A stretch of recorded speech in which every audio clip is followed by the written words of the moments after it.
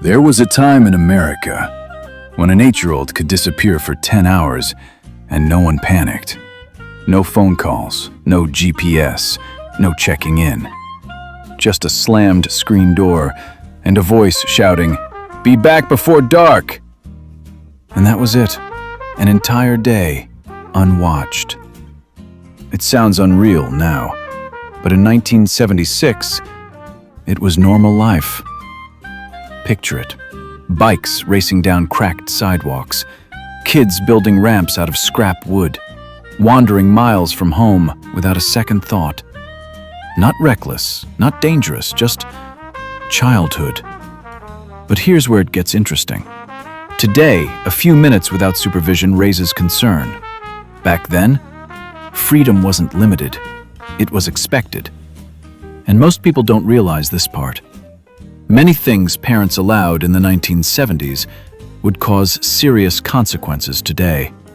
Not just criticism, real consequences. But that's only the surface. Because underneath it all was a completely different idea of childhood. Kids weren't meant to be protected all the time. They were meant to explore, to fail, to take risks and figure it out. And if you lived through it, you didn't just see it, you felt it. Hot pavement under your feet, the sound of laughter echoing down the street. That quiet moment when you realized you were completely on your own. And somehow, that felt normal. If those memories are coming back, drop a comment below, because what we're about to uncover goes way beyond nostalgia. The truth is, some of the most normal parts of 1970s childhood would shock parents today, confuse them, maybe even alarm them. And the deeper we go, the more unbelievable it gets. So how did this even happen? How did childhood become this free? To understand it, you have to look at the parents, because they came from a different world. Many of them grew up with strict rules, hard discipline, and a simple idea: life isn't easy, so you better be tough. Comfort wasn't the goal, strength was. So when they raised their kids, they stepped back, not out of neglect, but out of belief. But that wasn't the only reason. Something else was changing, quietly. By the mid-1970s, more parents were working than ever before. Homes sat empty in the afternoon, no babysitters, no after-school programs, just a key and a silent house.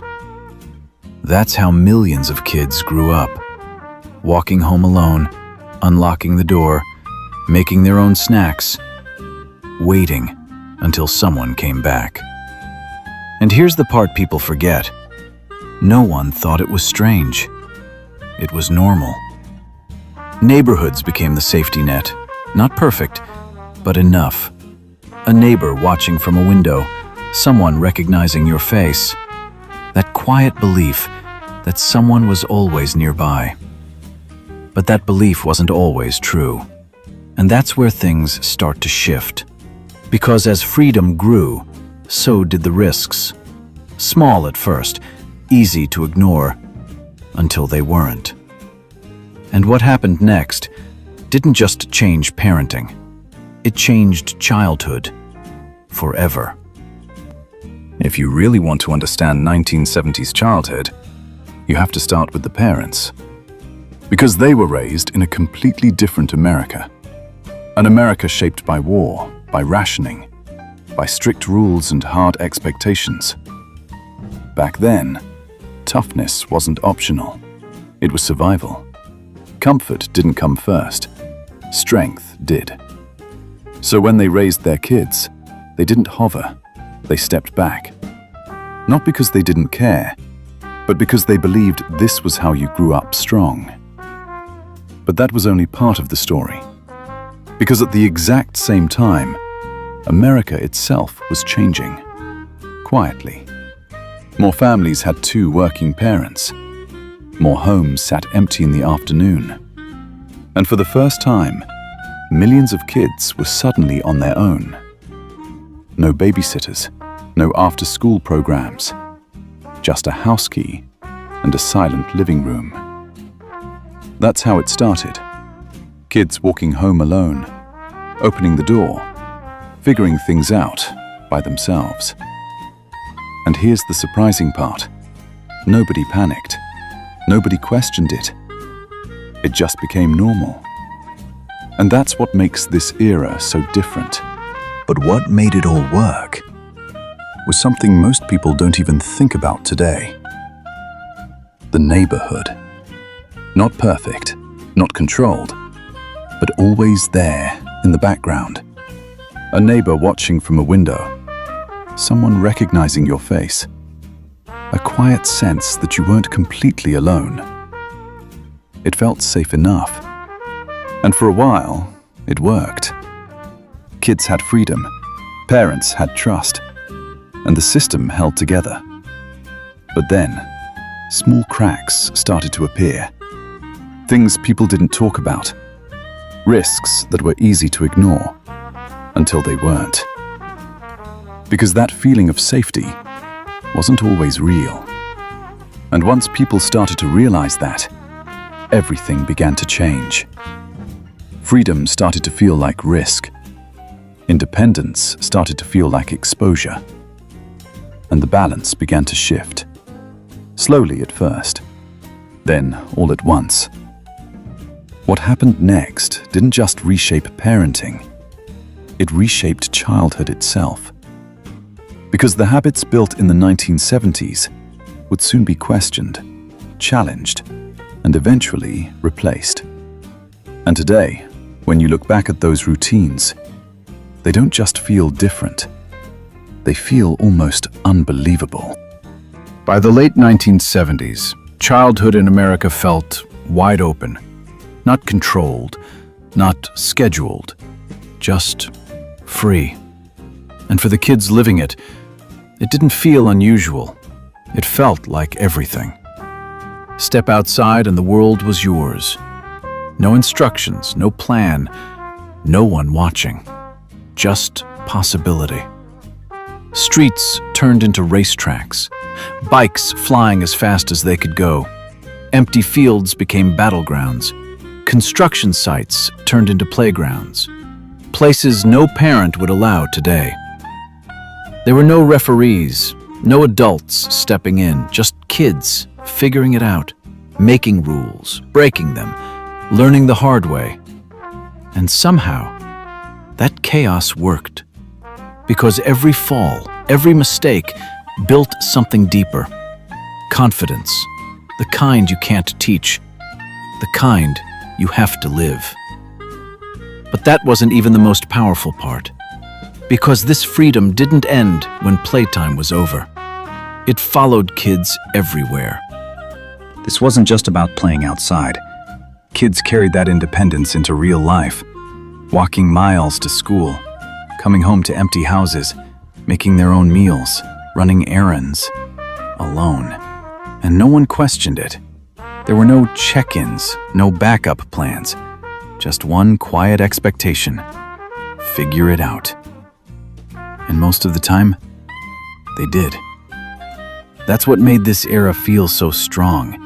Kids didn't just grow up, they adapted. They believed they could handle the world, because they already had.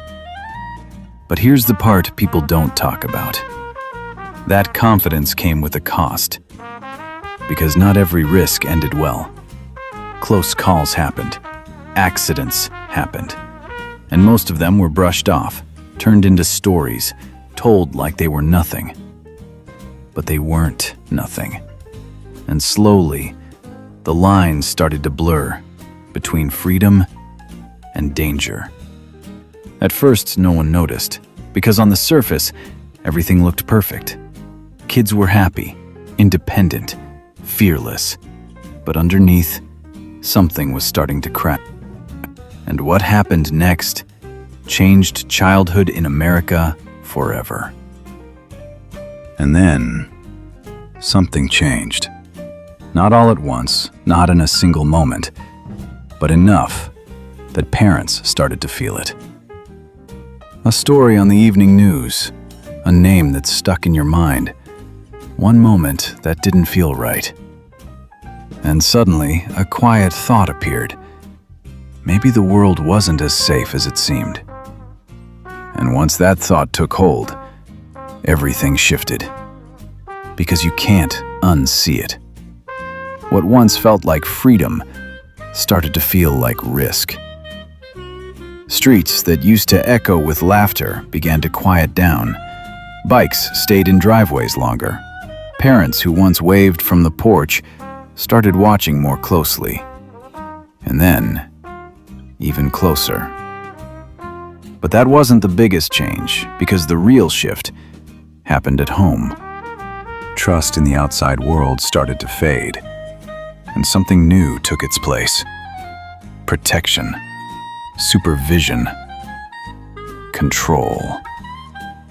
Childhood didn't disappear, but it changed. It became structured, planned, contained. Safer in many ways, but also different. Because something quietly slipped away. The unpredictability, the independence, those small moments where a kid had to rely on no one but themselves. And here's the part that's hard to measure. You won't find it in statistics. You'll find it in memories. For those who lived it, the 1970s don't feel like just another decade. They feel like a different version of childhood. Messy, unsupervised, sometimes risky, but alive. And maybe that's why it still stays with people. Not because it was perfect, but because it was real. It forced kids to grow in ways that can't be recreated today. And that leaves us with a question. When we made childhood safer, what did we lose along the way? Somewhere between freedom and protection, something changed forever. Maybe you felt it too. So think back for a second. What do you remember most